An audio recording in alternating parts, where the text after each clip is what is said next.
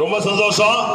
செந்தமிழ் செல்வி வந்து நம்முடைய முன்னாள் அமைச்சர் ஆர்மையன் மோகன் அவர்கள் கல்விக்கு முக்கியத்துவத்தை கொடுத்து அவர் அமைச்சராக இருக்கின்ற போது பாலிடெக்னிக் கல்லூரி கொண்டு வந்தாரு, இங்க அப்புறம் ஐடி கொண்டு வந்தாரு, கல்விக்கு முக்கியத்துவம் கொடுத்து செஞ்சாரு.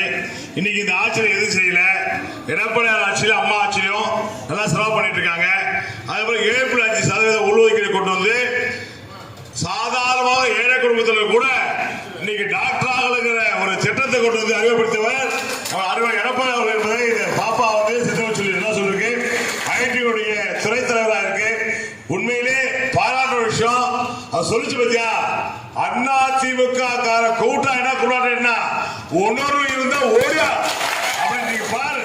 ஒரு பெண் சொல்லிட்டு நேரம் கூட்டத்தில் வந்து பேசி இங்க பேசிச்சுன்னா இதுதான்டா கட்சி, இதுதான் அண்ணா திமுக, இதுதான் உணர்வு, இதுதான் உணர்வு. இந்த உணர்வு ஒவ்வொருத்தரும் இது சொன்னா அண்ணா திமுக எந்த பக்கமானாலும் அசைச்சு கூட பார்க்க முடியாது.